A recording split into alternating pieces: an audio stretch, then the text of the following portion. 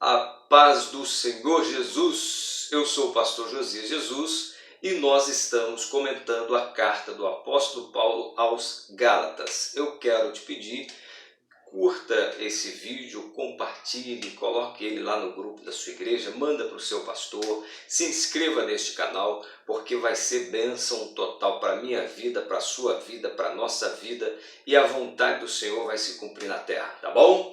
Vamos lá! Capítulo 2, o capítulo 2 da carta de Paulo aos Gálatas. Paulo vem fazendo uma defesa do seu apostolado. Defesa essa que iniciou no capítulo 1. E onde está o comentário do capítulo 1? Está no vídeo aí no canal. Vai lá na playlist e encontra lá o comentário do capítulo 1. Paulo então fazendo defesa do seu apostolado, fazendo defesa do evangelho que ele prega.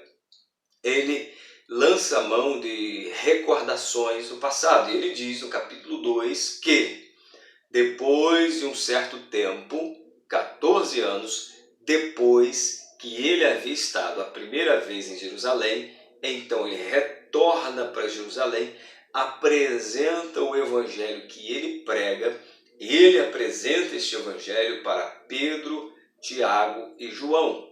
Quando Pedro, Tiago e João ouvem este evangelho que ele está pregando, eles não acrescentam nada, eles simplesmente dão as mãos ao apóstolo Paulo, e o apóstolo Paulo continua pregando o evangelho genuíno que ele sempre pregou.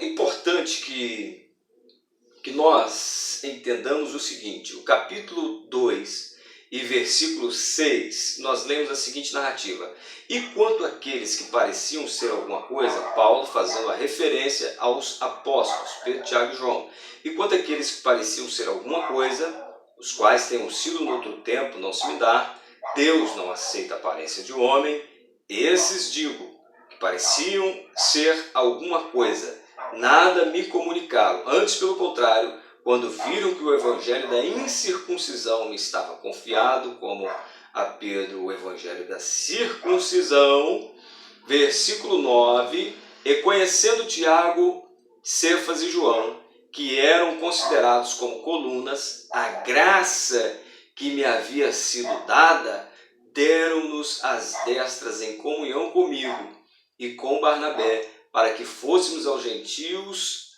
e eles a circuncisão. Versículo 10, recomendando-nos somente que nos lembrássemos dos pobres, e que também procurei fazer com diligência. Paulo diz, Paulo insere, Paulo escreve, Paulo coloca um registro nesta carta, para que as pessoas compreendam que, para que os cristãos da Galácia entendam que o evangelho que ele prega é um evangelho genuíno, não é um evangelho deturpado.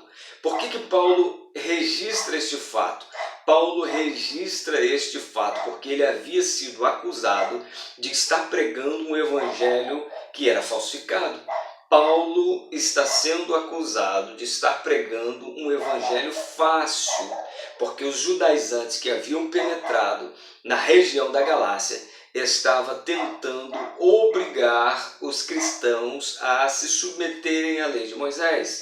Eles estavam tentando obrigar os cristãos gentios a se submeterem aos rituais da circuncisão. E por causa disso, os judaizantes acusaram o apóstolo Paulo de estar pregando um evangelho falso, um evangelho deturpado. E Paulo então lança a mão dessa história para dizer: olha, no passado eu estive em Jerusalém, apresentei este evangelho que preguei a vocês, que mostrei a vocês, que ensinei a vocês, e os apóstolos que eram reputados como coluna, a saber, Pedro, Tiago e João, eles ouviram o evangelho e não acrescentaram nada do evangelho que eu preguei. Por que eles não acrescentaram? Porque o evangelho que eu preguei, que eu apresentei para eles, que é esse que eu apresentei para vocês também, é um evangelho puro, é um evangelho genuíno. O versículo de número 6, parte final, que diz na narrativa bíblica, nada me comunicaram. Quando a gente vai olhar lá no texto original do grego, o termo que a nossa Bíblia é traduzido como comunicaram, ele traz o sentido de acrescentar.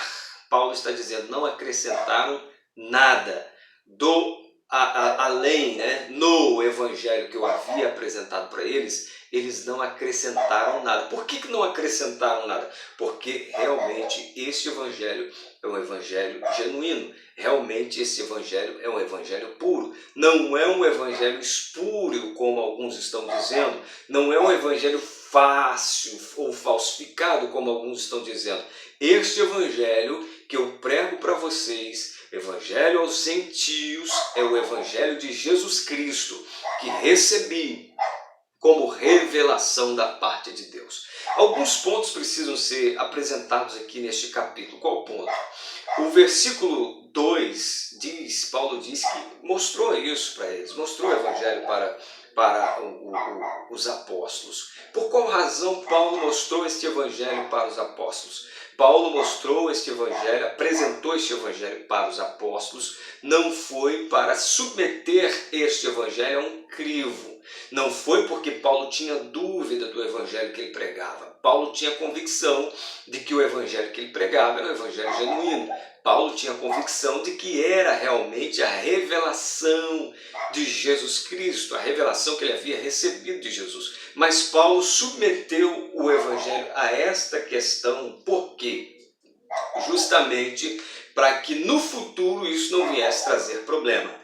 Então, Paulo submeteu este evangelho à apresentação, não vou nem dizer ao exame dos apóstolos, vou dizer a apresentação dos apóstolos. Por quê? Porque ele sabia que o evangelho que ele pregava era um evangelho genuíno. O capítulo 2, então, Paulo apresenta esta ideia, esse histórico, completando o que ele havia dito no capítulo 1, ele apresenta esse histórico para poder reforçar, para poder dizer, para poder deixar claro que o evangelho que ele prega é um evangelho verdadeiro e não um evangelho falso. O versículo 9 tem uma polêmica que gira em torno do versículo 9, porque no versículo 9 Paulo diz o seguinte, reconhecendo Tiago, Cefas e João, que eram considerados como colunas, a graça que havia sido me dada, deram-nos as destras, ou seja, estender as mãos, né? Estendeu a mão direita, segurou nas mãos e despediu. É um sinal de paz.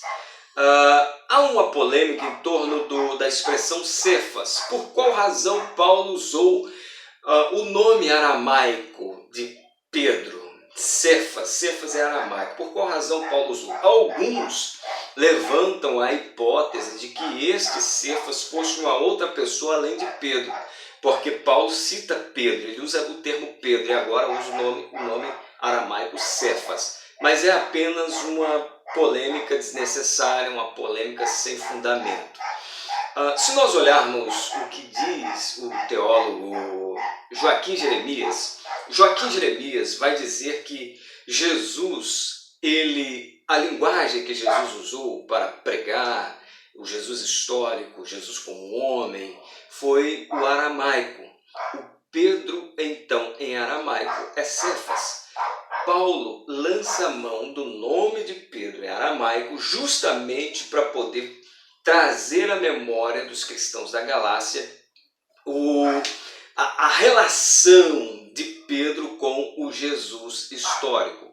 Então Paulo está dizendo o seguinte, olha, este Pedro aí que andou com Jesus, este Pedro que está desde o começo, Cefas, usando aramaico, ele ouviu este evangelho e ele concordou com esse evangelho. Então o evangelho que eu prego é o evangelho genuíno. Paulo faz uso disso somente para poder reforçar que aquele Pedro que andou com Jesus desde o comecinho de sua caminhada, se este Pedro ouviu o evangelho e não levantou, não acrescentou nada, então era mais do que prova suficiente de que o evangelho que ele pregava era um evangelho genuíno. Então, quando ele usa Cefas, ele remonta o histórico de Pedro na caminhada cristã, andando com Jesus, o Jesus histórico. Ok?